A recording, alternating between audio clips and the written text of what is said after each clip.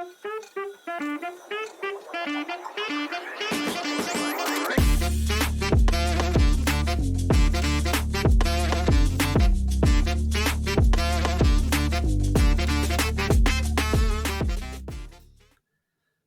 right. I finally reeled him in. The big kahuna, the guest I've been wanting since I started this podcast, the reason that the Digital Recruiter podcast exists. What's up, man? How you doing? Doing good. I was like, how can I get him? Get him right away. You were so calm, cool, and collected. No, Ben, it's awesome to have you on here, man. Well, thank you very much. Excited. You like that intro? I mean, look, you got the Elite Recruiter podcast. You got your own agency. Everyone I feel like that listens to this podcast already knows who you are. So I'm super excited. We actually are pressing record because I know we've had a lot of different conversations and we've collaborated on some stuff together. So it's good, man. How's life? How's baby? How's Life is family? good. All that. Yeah. Having a baby changes you. And I know like everybody says it, but I'll tell you one thing. Never again will I take a productivity hack from a single person that doesn't have children. Dude. Amen. A freaking man. It drives me nuts, and I don't say it as someone that has gained a couple pounds or two. All right, maybe it's in the two digits. Since my little guy was born about a year ago this Friday. And it's bananas to me. If you don't do this, if you don't, eat carbs every other day, or don't eat carbs, or do this, or don't fix your life by 8 a.m. every morning, I'm like, bro, like my tank is at 70% is the max that it can get to every day, maybe if I'm lucky. And it's one of those crazy. things like if maybe like when they're a little older, maybe like you could shift your time around, but having like a extremely tiny human that's fully needs your help for everything or your spouse's help for everything, like it's a completely different world. And it's a chapter and it's a time in your life that you have to just, hey man, this is a freaking awesome chapter. But also whatever you're doing recruiting wise, you have to factor that into your plans. Yeah, completely. I mean, have you seen, like, how has it shifted your schedule and time management? Like, I mean, because you do so much. I know that's the Like, problem is I do so much. yeah, you do a lot. So, yeah, where have you seen? Because I've definitely seen. I have to prioritize things, boundaries, everything else. Like everyone's got a shiny, amazing opportunity until they don't, right? Like all those things. So, like, how have you biohacked? No, I'm just kidding. What adjustments have you had to make? I turn down a lot more networking opportunities. Yeah. If it's a combination of like the recruiting, the podcasts, like those are the main focuses and the main things. And the podcast is like, I know Clark's been kind of like sitting there hitting me up behind the scenes, like you got to do something more with your podcast. And I'm like, I don't know, like it's my happy hour. I like made a goal of 100 episodes. I'm like, I'm not going to think of doing anything until I hit 100 episodes. And if I'm the only listener by episode 101, I think this is still going to be awesome. Yeah, crazy me. You're definitely not the only listener. I can tell you that. But it's really just like people want to like network constantly, and I'm like, okay, here's a little block of time I can fit for networking. I got to do recruiting because that's what pays the bills. And the podcast, I know, is I got to keep that up and keep that going because I just watch the impact of what it has in people's lives. Yeah. Well, when did you start? I mean, we're going in whatever direction we want to go to, if you can't tell by now. But when did you? Because you started the podcast 2021, and Like 2021 kind of got a little more serious with 2022, and like when people talk about doing a podcast or like, one episode a week, I was like one episode and then I couldn't figure out how to like edit stuff. So there was like a month before the next one. And then I got two in like 1 week and there was like another 2 months before the next one. So, I mean, half of it is just getting something out there, at least to start. Well, I was giving that advice on just like LinkedIn posting and automation to a lot of people, but you gave it to me on the podcast because I was kind of thinking about it last year, first half of 2023, but I didn't really know what to do. And then you're like, hey, you want to be on my podcast? I'm like, sure. And you're like, oh, here's everything you need to start your own. I was like, well, this is amazing. I feel like I just got like $5,000 in value, right? Or however you want to, say it. And I mean, I think just that's the theme. I mean, you're so giving with the podcast and your time and the Recruiter Growth Summit, which we'll talk about, that you hosted in March, which was an amazing event with like 600 plus It's like 700. Yeah, Yeah, you probably would have got a 700 if I didn't somehow accidentally break the registration software for 2 days. that's right. Yep. That we'll get into that. And I think that's what's so cool. So I mean, get the podcast. When did you start noticing that it's like, hey, people are kind of interested in learning some things from this? Uh, I think it was almost like maybe like, don't laugh at this, like 75 episodes in. Wow. Or maybe it was like 50 episodes. It was someone was just like, "Hey, I heard your podcast." Like somebody reached out to me, like, "Hey, because of the podcast, I've made a few more placements." And I'm like, "Oh, cool, someone's listening." Like, I know, like when you have like as an example of stuff put way together, like look at what Clark's doing. He's way more organized, way more put together with everything he's doing. I didn't even have a website for 125 episodes. I now have sent out my 7th email for my podcast. There are 1,000 ways to fail, but I was just like, I'm having fun with the content. I'm having fun. I'm learning a ton from these amazing people. And I just put it on Apple and Spotify, and somehow people found it over time. Yeah. Or somehow, I still don't know how people find the podcast. Yeah. I actually don't either, and it's crazy to see like the countries people download stuff from, and I think if you're listening to this, I mean, I think the takeaway, I mean, my takeaway is just published is better than perfect, and you almost never know. And it's like such a great way to network, right? To talk to people that like it's you're networking, but also getting something out there, right? Because you had the conversation before the show and after the show and different things. And I think there's a real sense of almost like when you record something and put it out there with that person, like there's something you guys have done together, right? Like that strengthens like a real networking. There's something tangible there versus one-on-one like Zoom calls, like, hey, we could do this, let's do a rev share here, and like nothing materializes. Like at least like you've tried to put something out there, doing that over and over again. I mean, if you got, especially if you got good intentions, it's amazing the impact that Well, you really can have, and you can have fun too. and it was one of those things when you were looking at starting your podcast. I'm like, you're helping so many people. Why don't you just interview them? And It's the best advice. Yeah. and it's the same thing. If like, I highly recommend starting an industry focused podcast. Like I have another one on the horizon in the future, but like because of having a baby at home and the Elite Recruiter podcast and keeping that up, it's a time function. Yeah. But it like, how many emails do you send to a hiring manager that get ignored? How many phone calls do you send to a hiring manager that get ignored? How many times are they in your automation getting email after personalized email and it's ignored? But if you send an invite to a hiring manager within a specific niche that you work in saying, I would love to chat with you and host you on my XYZ podcast and share your story. Do you know how many more times that's a yes? Yeah. And now you've developed that relationship. And guess who gets the business? The person with the relationship. I just got done chatting with another friend who has an industry focused podcast just on the power industry. He is so overloaded with open positions. He's getting like split partners for help, but it's become the content and the relationships that he's created through having a conversation like me and Clark are having right now is what's setting himself and setting him apart. And it's kind of funny, Clark. You mentioned I probably should charge for this or set up some sort of online course. But I remember when I was just figuring out how to do this podcasting thing, I asked, I think it was like 5 or 6 people, what software are you using for editing? Because I couldn't figure out any of them. One of them wanted me to sell to just find out that piece of information. Here's a $2,500 course, and I'll tell you. I was like, well, I'm going to keep on trying things. Well, here's another person. Here's a $500 course. I'm like, I don't know. The information's out there. I get it. You have it all nice and pretty packaged up, but there's like I'll have Clark added to the show notes the tools that I utilize for like making it so easy to have a podcast and have those conversations, so that way you can keep on focusing on the recruiting desk. Yeah, we'll share that, and I'm honestly even happy to share.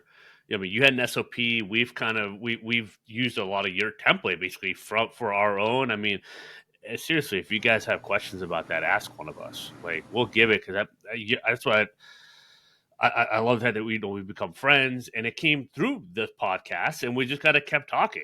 And I remember you were like, I was like, you're so responsive. You're like, I'm not like that for everyone. I'm like, oh, all right. So I kind of felt, a little bit honored, and all that. But I just think we're like minded, and so I mean, just to think about where our relationship is at in a year. I mean, that's when we first recorded. I think on your podcast was about a year ago around Almost this, a year ago. like literally like the today, because it was right before my son was born. Like Wyatt was literally like born like 2 3 days later, and his birthday's Friday, and it's Wednesday. So Well, that's super it's funny. actually I kind of like, really weird.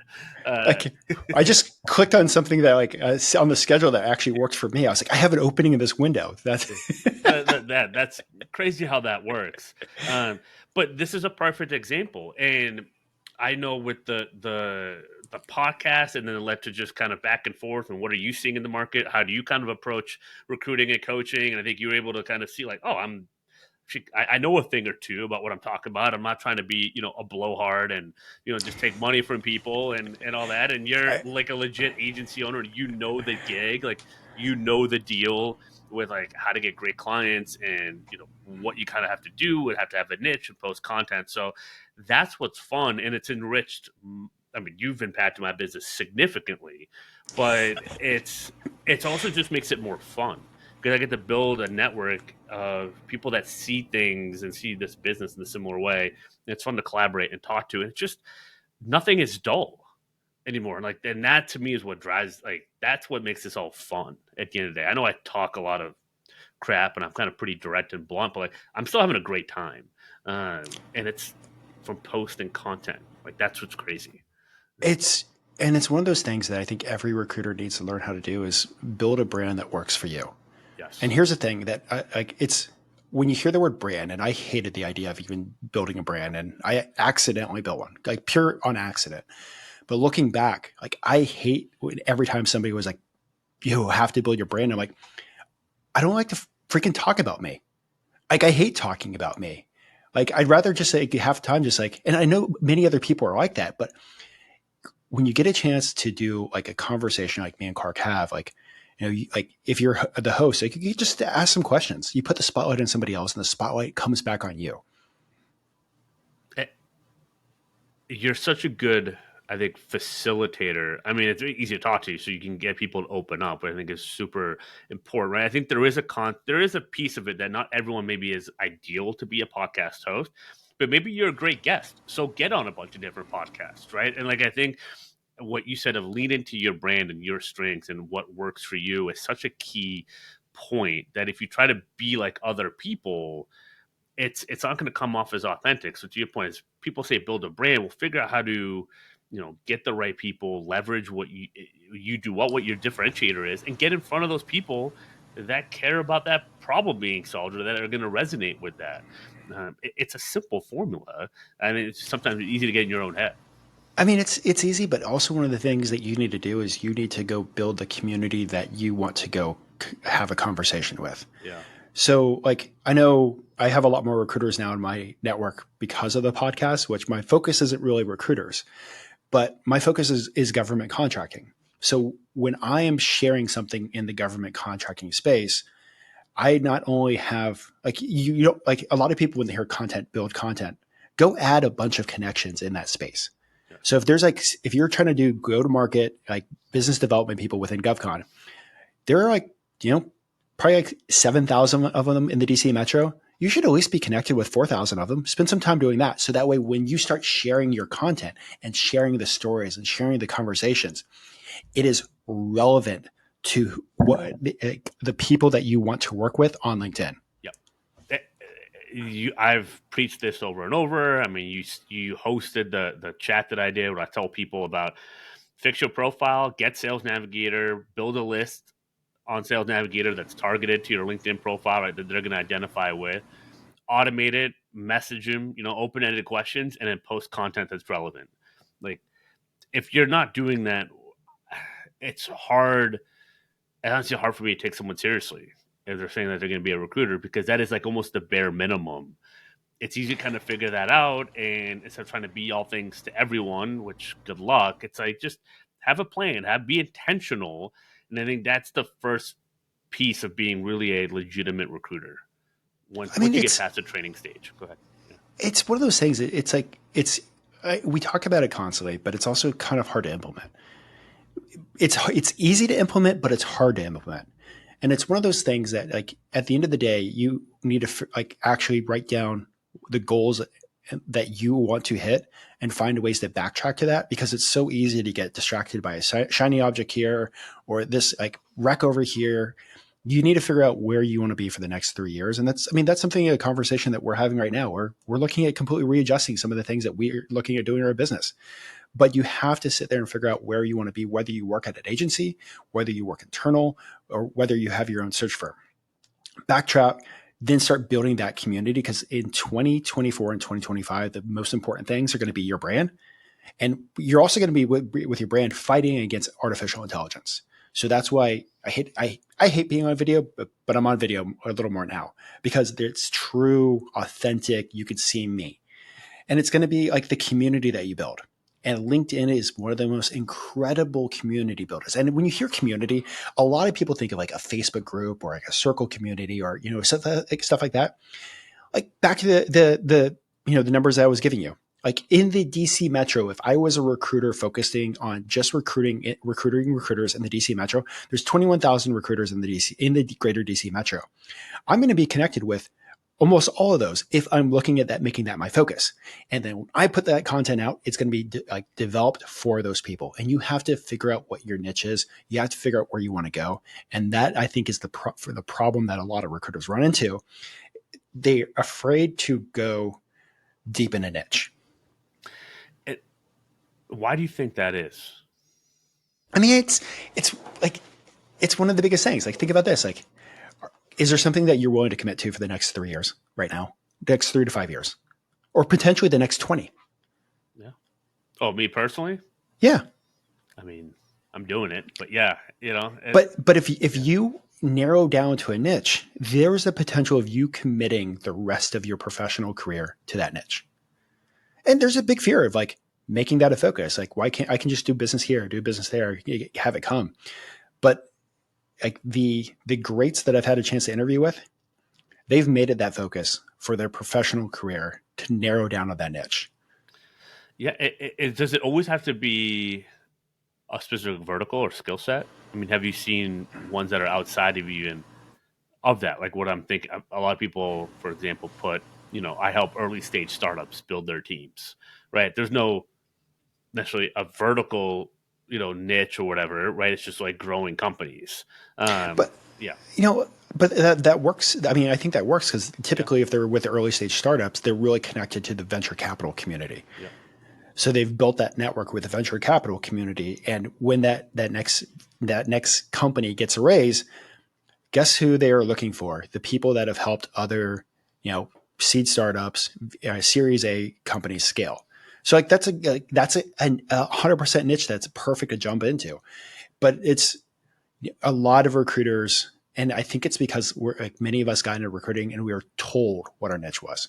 We were Yeah. commanded what our niche was. This is your job. Like, okay, but I want to work on something else. Like, I remember getting told at my first agency, like, you're not allowed to work on anything outside of my positions. And I was just like, well, technically you don't own me. And they're like, well, we don't. But between the hours of, it was like 7 and 6 p.m., you are not allowed to work on anything outside of my position. So I was like, okay, cool. On the weekends, I worked on other stuff on the niche that I wanted to go into. Yeah. Interesting. So you started, we can, you know, 15 minutes into it, go to your origin story. You started recruit 2007, 2006. six, right, right. And you started agency, but then you did go corporate Oh, yeah. for a little bit. Yeah, yeah. So interesting. So what did they have you? So what did they assign you? Because I got assigned skilled trades in light industrial in the I beginning. got construction management. So we were building the construction management sector from nothing. That's why I got hired.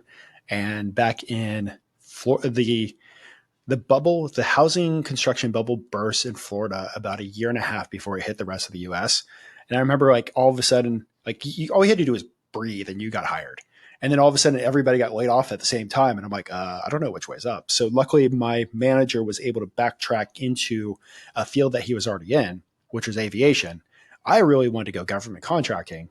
So I started like after hours Like, I'm working like, these are early agency days before like, LinkedIn was big and all this stuff, like, 7 or probably like 70 hours a week, 80 hours a week.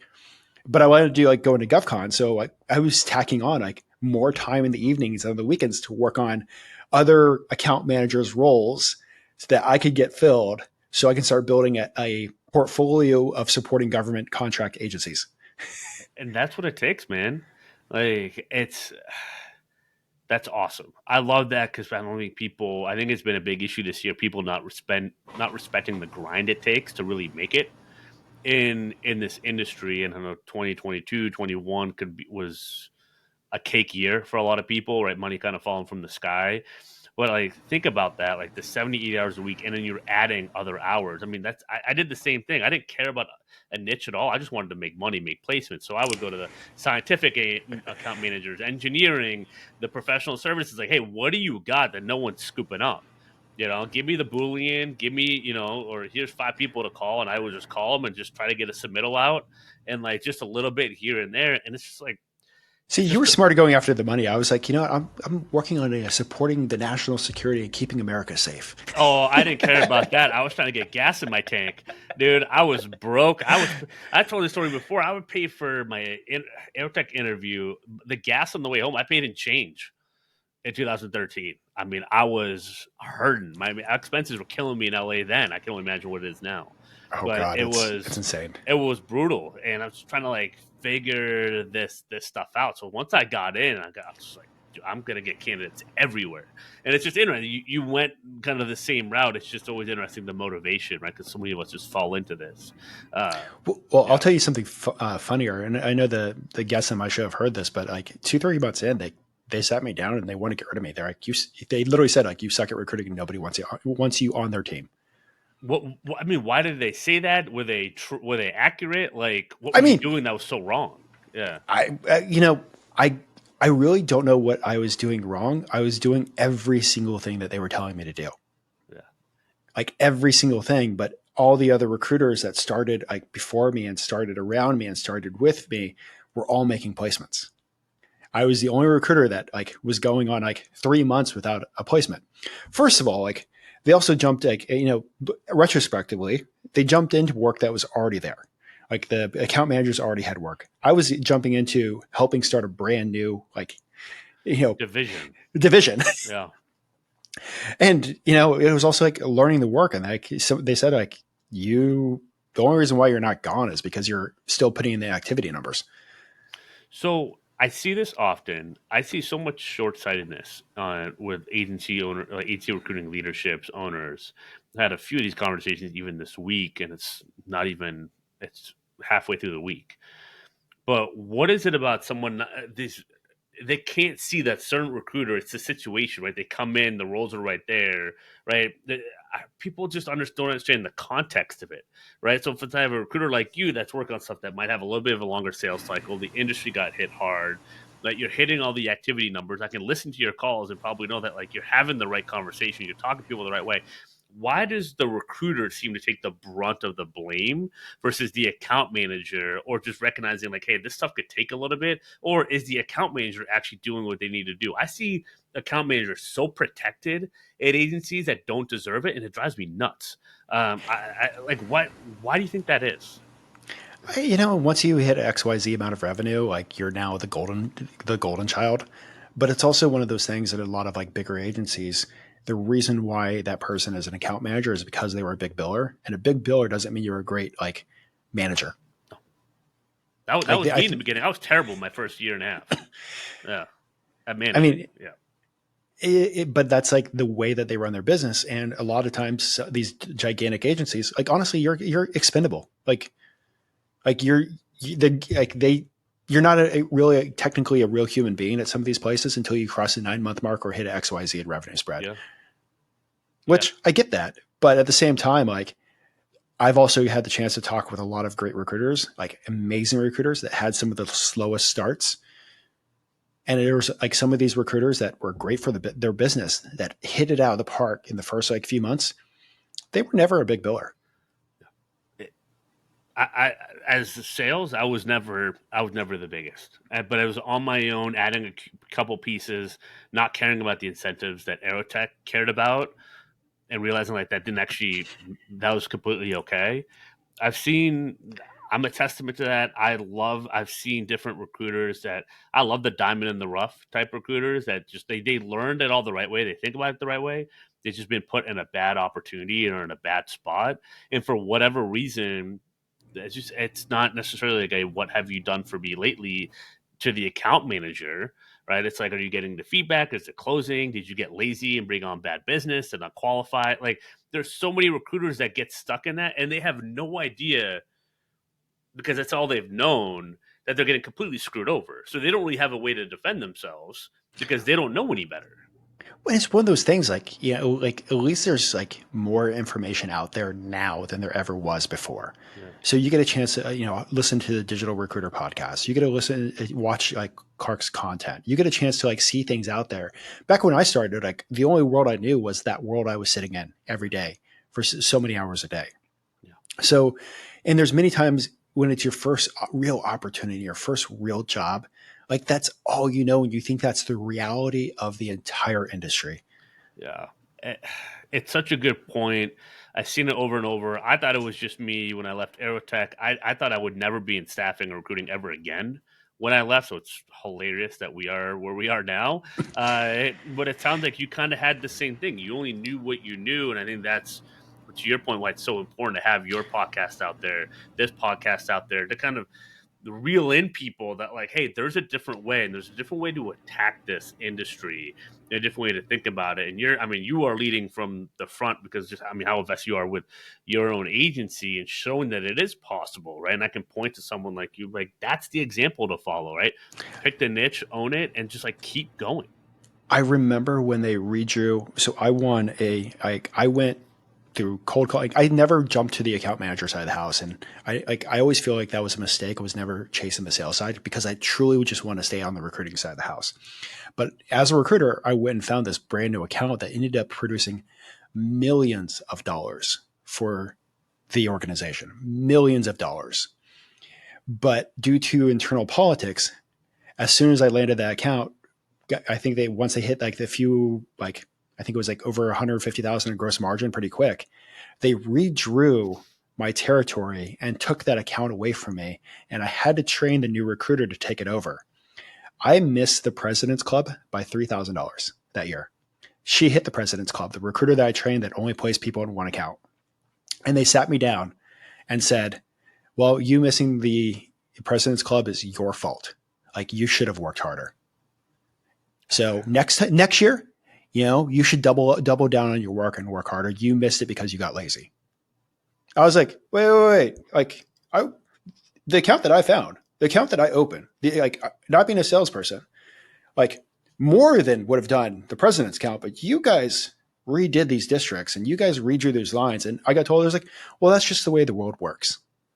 And I didn't want to work in that world anymore.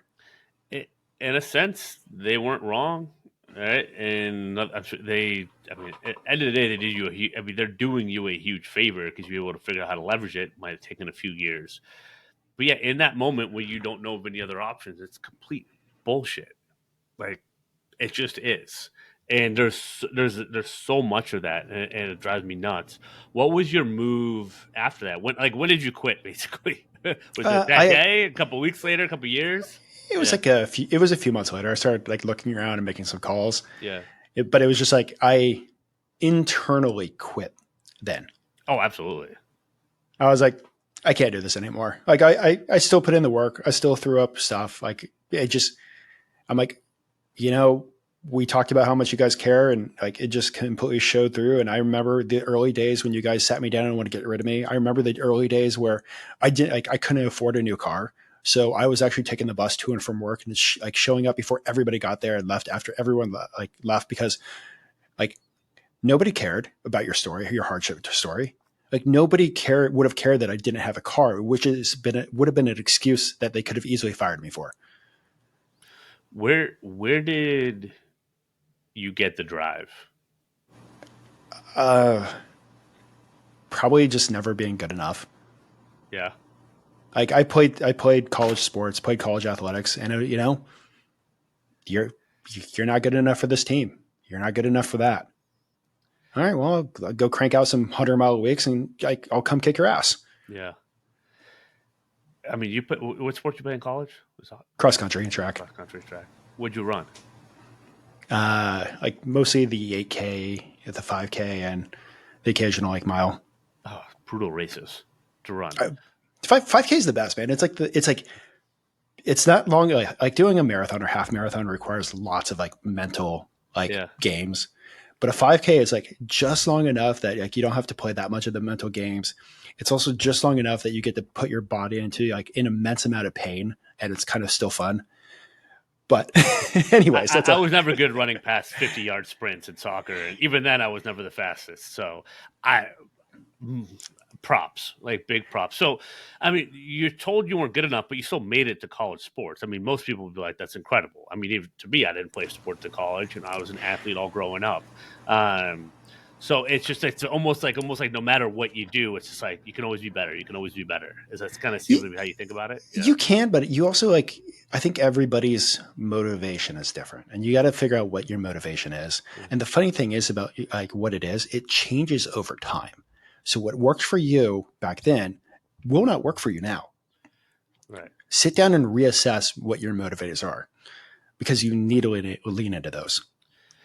So it's interesting. I mean, you've accomplished a lot. You have a family, your own business, this podcast. I mean, and I guess yeah, like what were the motivators?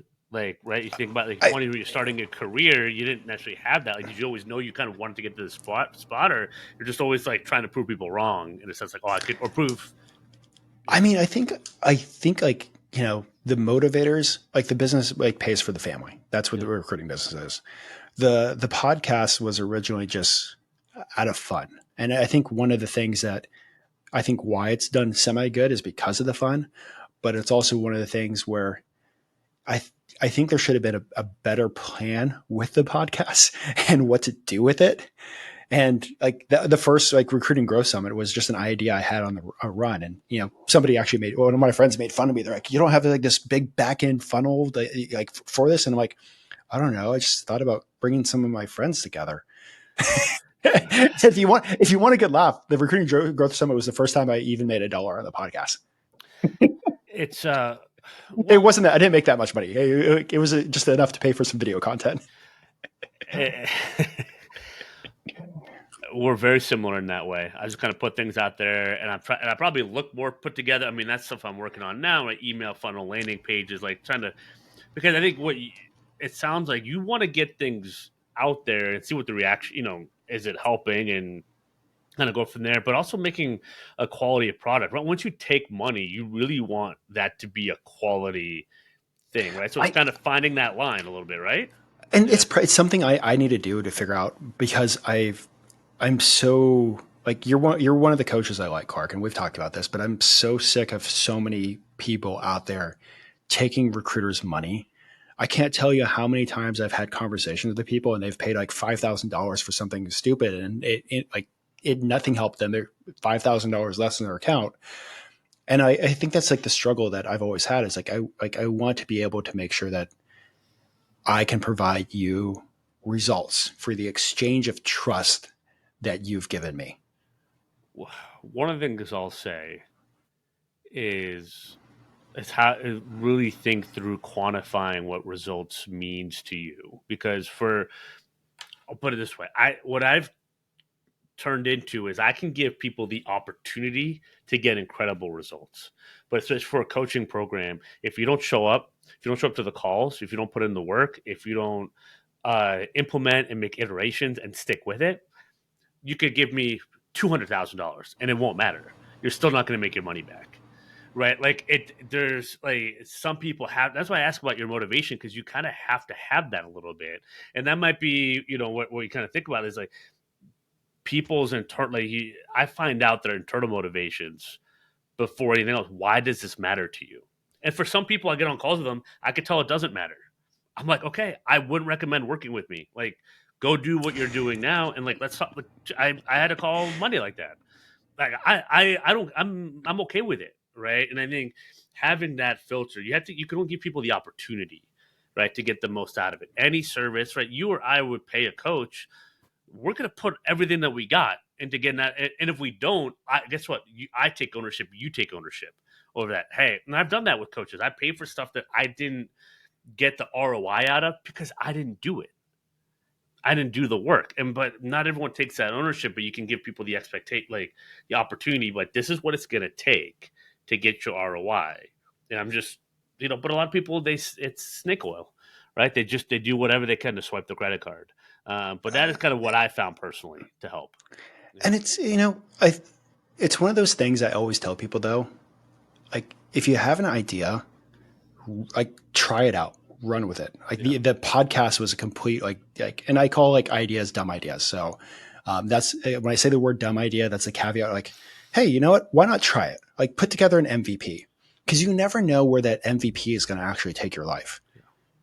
Like it can turn into great relationships. It can turn into a whole brand new business. It can turn into like a line of revenue for you and your family. Like you never know where this dumb idea is going to go. So try some dumb ideas. Recruiting Growth Summit was a dumb idea. Let's talk about. I think with the podcast because I want to talk about the Recruiter Growth Summit now. Is you don't have to monetize that podcast right now. And you can just keep building because you build the credibility and people know you and they love you and it's a quality content. The idea might just come up organically, right? And just having that business patience is also you don't have to monetize just because people tell you to monetize it, right? It could just keep going, and something could happen organically or maybe a little bit more intentionally. I think sometimes the offer will reveal itself at times, right? You could throw some stuff out there, but I think you keep making great content, it's going to pay for itself in other ways, right? It's definitely obviously impacted your business, so you don't Oh doesn't have yeah. to be direct apples to apples and making money directly from the podcast. In fact, if that's going to put more stress on you and make it less fun, don't do it. That's okay. So I mean, yeah, it's a complete like long game, and I have so much fun with the conversations. I have so much fun, like just kind of like asking these questions and kind of like I don't want to say like trying to take a layer or two off the onion because I know there's other people, other recruiters out there listening to it that are just like, hey, I'm in that same situation. yeah, I'm dealing with that too. Like I had just had like some of the most amazing interviews like recently, and like one of them, Pete Tomasco. I said I yeah. introduced you to him. He was like, I was blown away by his story, but I'm also blown more away by like the amount of like DMs that I got of like, oh my god, that's my story too. It's some of those things where you're realizing that sharing a story is also changing people's lives. I have so much fun with that. It's really rewarding, and I mean, it's kudos to you because I think you started this train and this domino effect of getting it out there, and you crystallized it. For me, um, I've loved listening to interviews. I remember the first one I think I listened to was you had interviewed Michael Cox, who I ended up having a conversation with earlier this year. Super nice guy, and I remember just that the powerful story that he had, and you had so many others on there. Uh, it is the recruiting of that, like it's kind of like that lonely island, right? It's called the island of misfits, and you're just giving people like you're almost like the lighthouse, like you're giving people like something, to kind of see and kind of draw to, like, hey, like this is the place, like there's land here, and we can, don't hit the rocks, but like we have stories we can share it. You're not alone in this because how much bad leadership there is out there in agency recruiting industry and everything else. It's like it gives people that kind of that hope and a potential out too, which is huge. I remember when they said they wanted to get rid of me, and I went back to my desk after that conversation, and I just sat there in front of my computer, and I'm doing everything right. I'm doing everything that they're telling me to do. Like I don't have a plan B. Like I don't have any money. I don't know what else to do, but I'm somehow failing at this while everybody else around me is winning. Like where do I go? Like where do I listen? This is like 2006. I'm like I don't know other recruiters out there. I don't know other people. All I know is what's in front of me. And there's just I wish I had a pod that I wish I ran into my podcast back then because it would have accelerated and completely changed my life. And that's one of the fun things that I look at when I'm having conversations with people is, at least for me, like, and I can't relate to everybody. I can't relate to every story, but, you know, who is in a certain part of their life that can listen to the story and realize they got through it. I can too. I think I mean, it's so meaningful because if anyone's listening to this, being like, oh, I don't know if I can post, I don't know if I can post, like, that's if you can't feel something from hearing Ben say that, it's like I have to post, I have to share, have to give some insights because there could be a hiring manager that is like needing a recruiter like you. They just can't figure it out. They work with all the terrible agencies. And like that's what I was telling my clients. Like just someone out there does need you. Like, be bold enough, be brave enough to put the word out there, because it's a lonely spot, right? That you were in, and I know so many recruiters have had those similar types of feelings and moments where they just felt stuck. Now, so we go to 2006. That happens. Like, how did you keep going? Like, how did you keep going, and when did the flip kind of start to switch for you? It was the next day. I went home, drank a bunch of wine, just upset with myself. Yeah, Like shitty wine back then too. God, I slap can't drink that crap. slap the bag. No, yeah, I can't drink that stuff anymore. Franzia. Uh, Yeah. but the next day on like every Wednesday they shot out the top 10 people in every division. So lunchtime that the next day I called like some people up that were on that list. And I'm like, hey, you're top of the list. Like, I'm a newer recruiter. Like, what are you doing? Like, how did you get there? So I just had a conversation. Can we chat after work? Okay, we'll chat after work. Then like next week I'd call a few more. Like, what are you doing? Like, I don't understand how, like, can you kind of get like, just, I'd ask some questions like, hey, can we chat after work? Can we chat after work? If somebody came into the office from another office, like I would like, hey, can I take you out to lunch? Like, I just want to know like what's working for you. Like, because here's the thing about recruiting.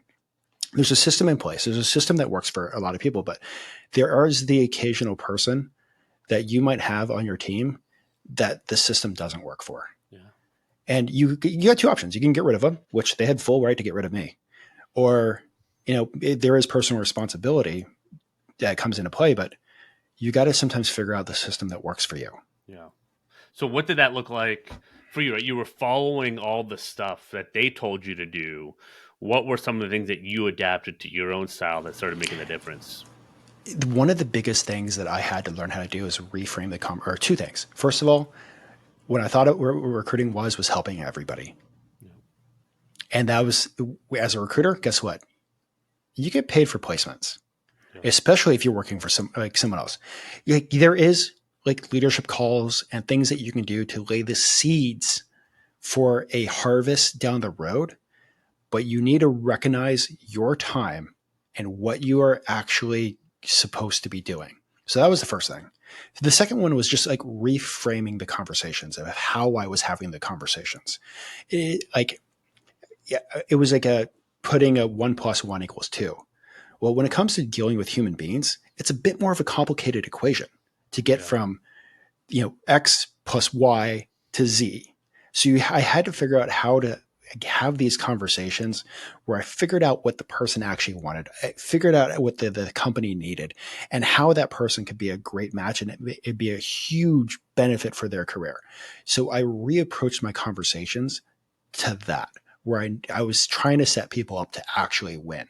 And with all that, I don't laugh at this. I really stopped focusing on like the production numbers. I focused on the activity because we had to turn it into a spreadsheet every day until I told them to fuck off. But that's a whole other story.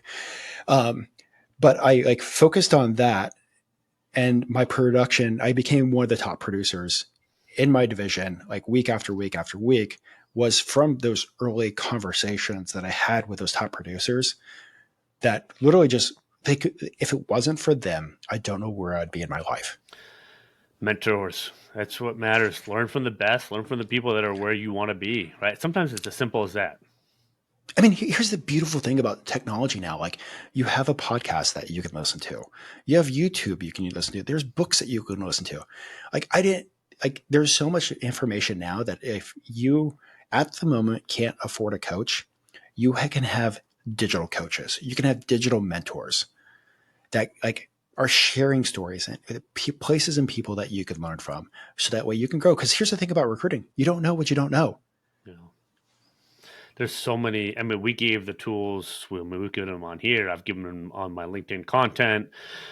I mean, we make it super accessible, right? The tools are not. There's nothing to hide there. To your point, it's really what are you going to make use of it? How are you going to mold it to you and your desk?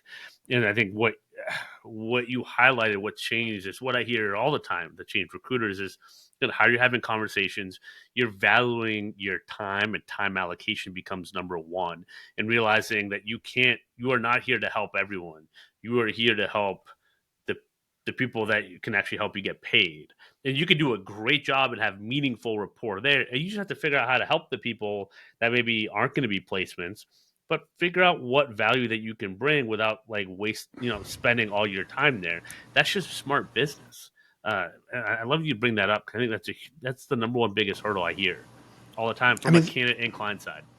there are things that you can produce like a digital PDF. You can produce an ebook. There's so many different things. Like, now because of the podcast, if I get a question from somebody, I'm like, hey, check out this episode. There's like stuff that's been produced or places I can point people to that like it can probably give it that will give them a ton of value, but also like I can't do, unfortunately, 75 networking calls on a daily basis, Correct. especially with having a tiny human at the house. Yeah. Eh, you and me both, and that's where started doing the LinkedIn lives a little bit more. This podcast, it's like, hey, it's out there and it's free. Listen to it because I don't mind giving away the game, really, but like you pay for the coaching, the implementation, the live support, the live feedback, right? Because recruiting it changes. It's a game of whack a mole, right? When it's actually things become live. That's what I know what people pay for. Right? I've done that work to kind of figure that out, just like you have on the recruiting side. And then it's not like you don't have to hold on to the information. As you said, it's freely available. It's out there. Yeah. If someone doesn't give it to you, someone will. So I mean, the kind of the funny thing that we're doing with this recruiting growth summit is one where we have like Clark's coming back, but we're also like increasing the amount of speakers. We're increasing the amount of like just knowledge. It's still going to be free for live, but like for the replays, we're actually going to be charging a little more. I actually had multiple people call me an idiot for, for trying to for offering it for $49. you gotta start somewhere. Yeah. Yeah, put things done, but it's going to start off at like $99. Still nothing crazy. But I also know that the people that can make it, there is going to be a speaker there that is going to help you finish the year strong. Yeah. There's going to be a speaker that's going to share a tidbit and a piece of information. And like I said, it's going to be like the next Recruiting Growth Summit. It's going to be free. You can sign up to watch the lives. But I really believe that every single person that attends it, or every single person that watches the replays, is going to learn something that's going to help them finish the year. It's going to be right before Q4. So that way Q4 is going to be one of the best years best quarters yet for them. The first one was the first week of March, right? March 4th through the Mm-hmm. 8th. Second one, thinking It's going to be September. It's the end of September. 23 to 27, right? I think that's what you told me. 23 to 27. Yeah. Yeah. Okay. I had so many people. Honestly, it was so good that I had people, I think, move calls that were scheduled with me because they wanted to watch the rest of the speakers that week. I mean, they're like, "Sorry I didn't get back to you. I've been going through I've been watching all the lives, for the summit and everything." I mean, it was hilarious. But that's how much value was added. I mean, it was incredible. I know Diane Prince started off; she was great. Keely Flood, who's a coach in the digital recruiter program as well, he was epic.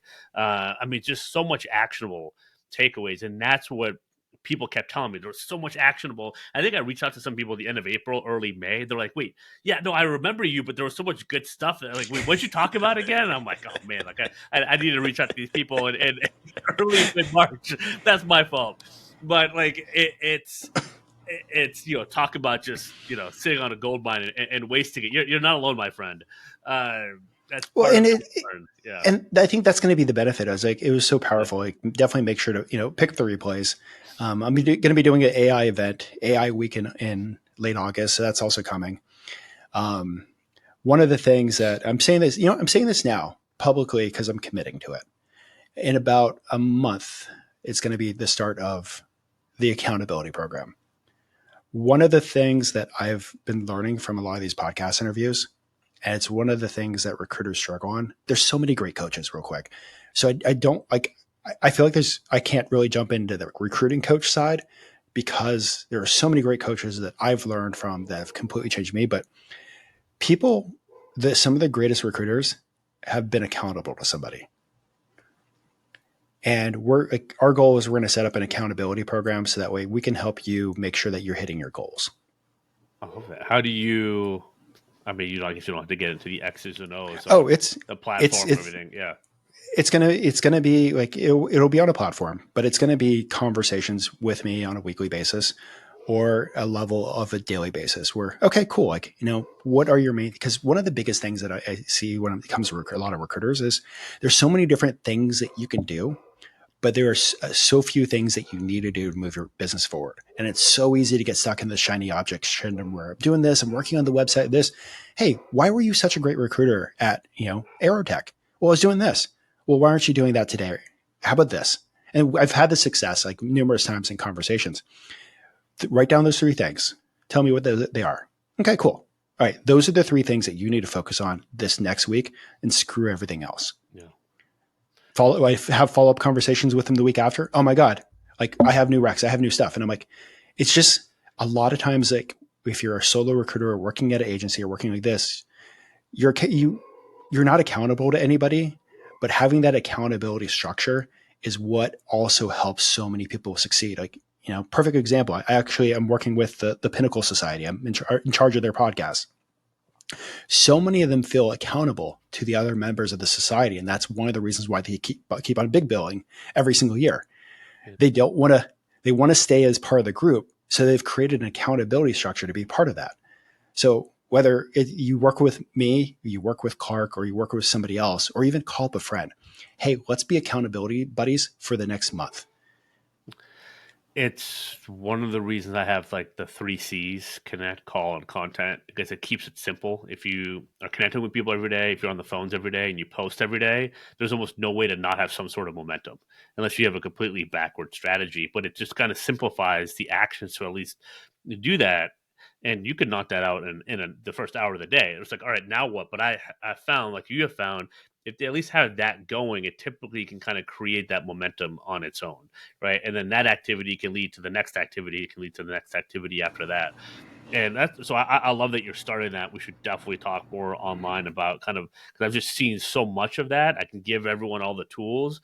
And some people have made hundreds of thousands, if not some millions by now, from that. And then some people kind of still get stuck even though you give them everything. This is to break them down the daily plan, right? I think that's always, and some people learn better from different people, um, Like, but being it's accountable so to your huge. Yeah. is to yourself is hard, and it's one of the things that I've seen with sometimes people talk about like leaving their agency, and I'm like, well, let's have a conversation about the structure that you have. Like, yes, you can make more money, but sometimes like there's stuff that you don't want to do that they're handling for you. And can you be self accountable, or can you find either a coach or an accountability program or something of that nature to really help you on those days that the days it sucks. Yeah. And there's more of those than not, right? I mean, if you could, for some people making 30 placements in a year, mm, make them a lot of money, right? On their own, or whatever. There's different, measures. I get, depending on your comp and your agency. I get all that. But that's over 300 days where you're not making a placement, right? So what do you do in those days to kind of keep at it and to keep at the grind? It's a huge part of long-term success here. And as you're right, if you don't have it, go out and search it. Obviously, I'm very biased as a coach, but again, not everyone is meant to work with me, and that's okay, right? There are a lot of great coaches out there, but find whoever you're willing to learn from, and go there. And you just keep learning. This is a business that keeps on changing. Yeah. This is a business that deals with real live humans. They're dealing with human lives, and humans keep on changing. and the world's changing around us, right? It's getting crazier for some people, maybe getting scarier or whatever. I tend to think that there's even more opportunity now than even before. But I'm naturally an optimist, and I know you had a post about that Well, last week. But yeah, I mean, here's the thing. You have to also protect your mind when it comes to that. You have to understand the reality of the situation that you're in yeah, while still looking at the forward goal. But like if you curate, like, you have to curate your social media. yes, If every single person around you is saying the world's falling apart, which the world could be falling apart, like recognize the reality if the world is falling apart. But I can point out to hundreds of people that are still winning every day. yeah, Curate your social media feed so that way you're seeing lots more of the success because it motivates you. Like, okay, someone else out there is winning. I can find a way to win too. yeah. Unfollow button can be your best friend, especially when you're starting out. Now I have it pretty curated, but I unfollow people religiously. If they say something that I feel like it's gonna not really be helpful to my mindset, or I'm like, oh, like, people can reveal themselves as not being an ideal client, or recruiter's cases, client or candidate or whatever else. You can just kind of remove yourself. There's plenty of people out there, plenty of opportunity out there. You don't have to be stuck with a bad client or a bad social media follow or whatever else. Like, you have that choice. That's a great point. Great And point. like, if you're not seeing that in your own social media feed, listen to podcasts and start reading books. Yeah. Like, you are going to start hearing those stories, the success, and it helps reprogram your mind. It helps set you up for the day because like there's one of the biggest things between big billers and not big billers outside of work ethic is the mindset. Yeah. And many of them protect their minds like there's no tomorrow. Yeah. What are some of the ways that you see? I mean, curating the social media feed, reading the right books. What are some of kind of the other ways that you've seen, people kind of protect their mind? Yeah. I mean, also like make sure you're honed in on your goals. Yeah. Is there a place where you've written out your goals? Can you pull it up? Can you look at it? If you can't pull it up in within literally 10 seconds of me asking that question, they're not written out in a good place for you. Like you need to spend time to do that. Like visualize your goals, visualize where you want to be. Like you need to spend a little bit. Like honestly, if you're listening to this podcast right now and you haven't figured out what next year would want to look like in a perfect world, what 3 years from now would look like in a perfect world, shut down the rest of the day, shut the door of your office, turn off the computer, throw your phone in the closet, and spend some time putting together the vision that you want your life to be, and spend some time backtracking that. I love it. I love it. I did a training with Lululemon's like lead trainer that she went through that 1 year, 5 year, 10 year goals, and it was one of the most transformational things I've ever been through. And really writing the goals in a not like I would like a new car, but it's like a year from now I'm driving a Mustang, right, or a Ford Bronco, or what I don't know why I keep coming throwing out Ford cars, but like it's stuff, what I mean. Like it's like, or I think my 10 year. I wrote this in 2016. I did a 10 year one. I was like, I wake up, I work from home, I have multiple businesses that are generating a certain amount of income. Haven't hit that number yet, but it's fine, doing plenty fine. And I wake up with my wife and my kids and our dog. And lo and behold, I was in LA. There, I was single in LA. Now I'm 8 years later. Wife, kid, dog, house, two businesses. It's like, how in the world did that actually happen within like 10 years? I still have a couple years right at that 10 year mark, but it works. Like, I will never forget doing that. Ben's right. Here Listen to Ben. and and let me challenge you to this. If you're listening to this podcast, DM me and Clark. Yeah. Send us, write it down, send it to us in an envelope. I will personally, and Clark will too, will send it back to you at a later date. Like sending it out to somebody, like I'm not going to sit there and read it. Like I'll put it in a file. I'll even stamp the envelope and get ready to send it down the road. But send it to us.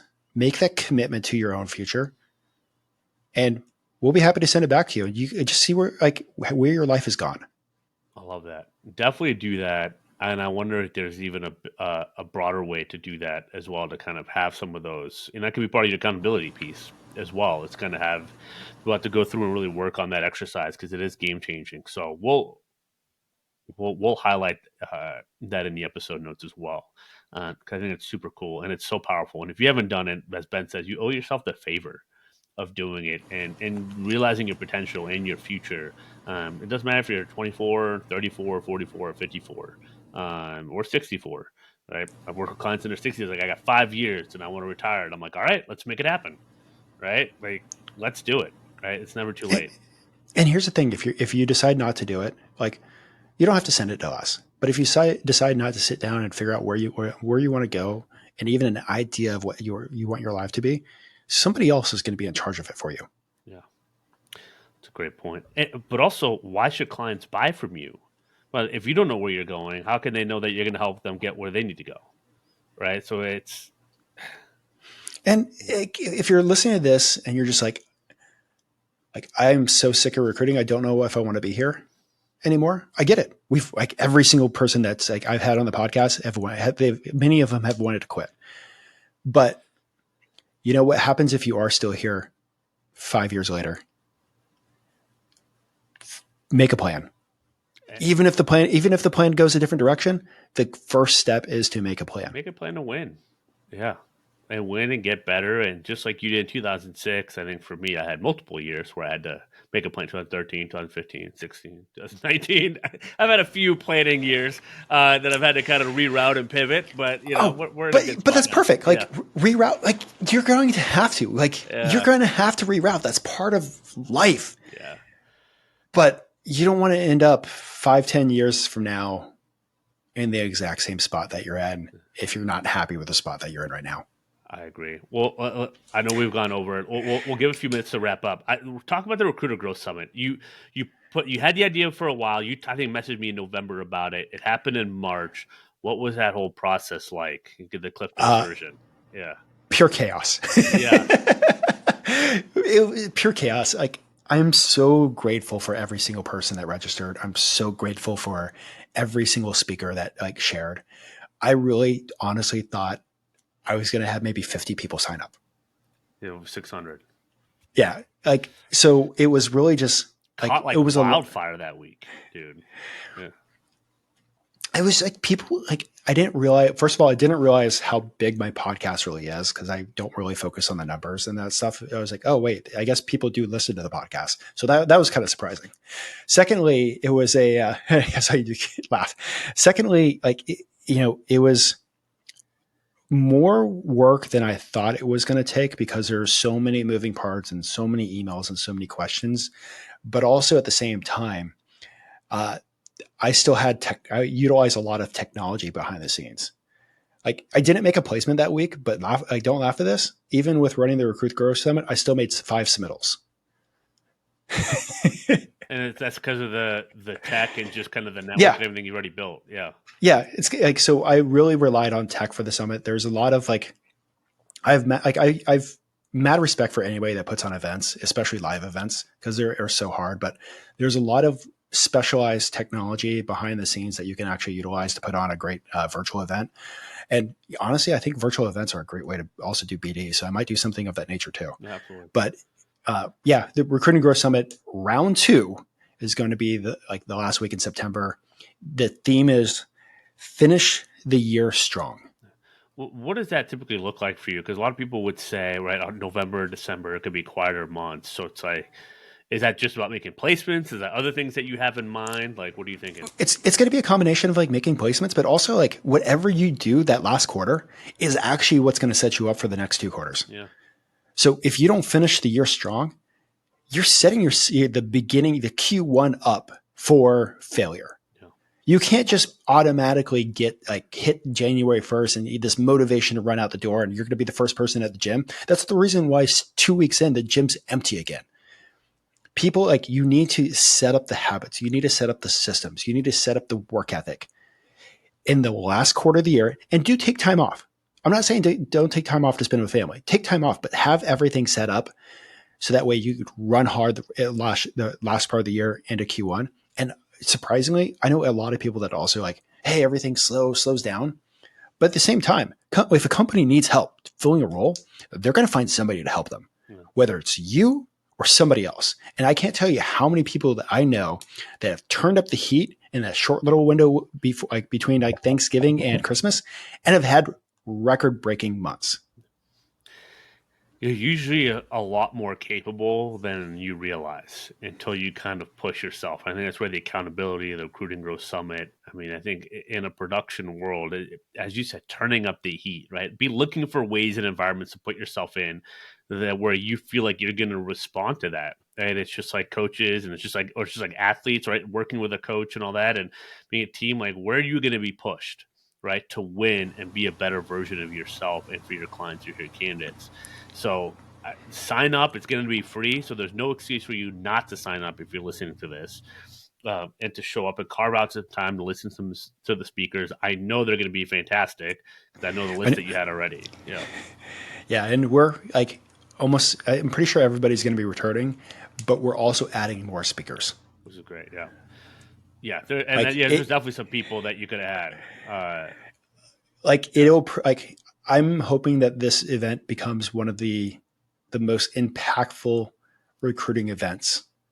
I don't care about biggest. I don't care about the most sales, but the event that the most people walk out of from, and it has an impactful moment on their recruiting business or their recruiting career or the recruiting future. I can guarantee that it will if they show up. I love that word impactful. I'm with you. The numbers, who cares? It's the impact. If you have one person, five people, 10 people, is it impactful? Is there something they can take away and start implementing? Um, is huge. I know you'll cross 1,000. That won't even be that'll be a cakewalk for you. What do you think? 2,000, 3,000? Well, what's the goal? I don't. I need to put a goal on there. One of my friends said you should at least do 4,000 by like the not the next one, but the one after. So let's just let's throw 4,000 out right now. Let's do it. 4,000 it is. We'll I mean, yeah. there's thousands of recruiters. There's so many people out there that want to grow their career, want to grow what they're doing. But yeah, it's let's throw 4,000 out there.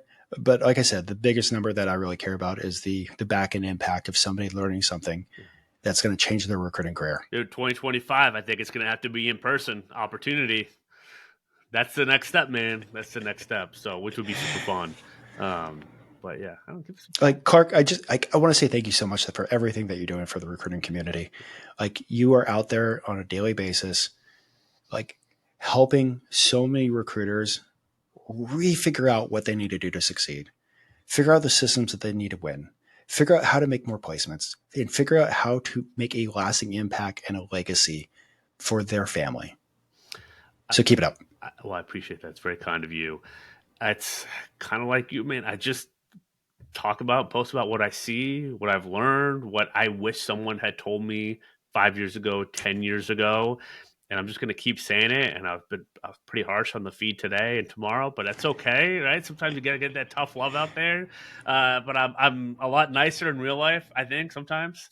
But no, I appreciate it, man, dude. I appreciate you giving me the platform a year ago on your podcast, showing me the ropes on how to start this thing. This wouldn't be here without you. I think we're 40, 50 episodes in now, which is amazing. It's just an honor to have you on here, to have you as a friend. Excited for the summit in September. Congrats on being a dad. You're doing an awesome job there. So just keep on doing you, man. It's awesome to have you on. All right. Well, for the listeners, I want 2024 to be the best year yet. So keep crushing it, guys. Dude, that's it. All right, guys. Well, that'll do it for this one. Again, give this episode 5 stars, whatever it looks like. Connect with Ben, message Ben, send us your goals. Happy hunting. Keep getting after it. You guys got this. And we'll see you next time. Thanks, man.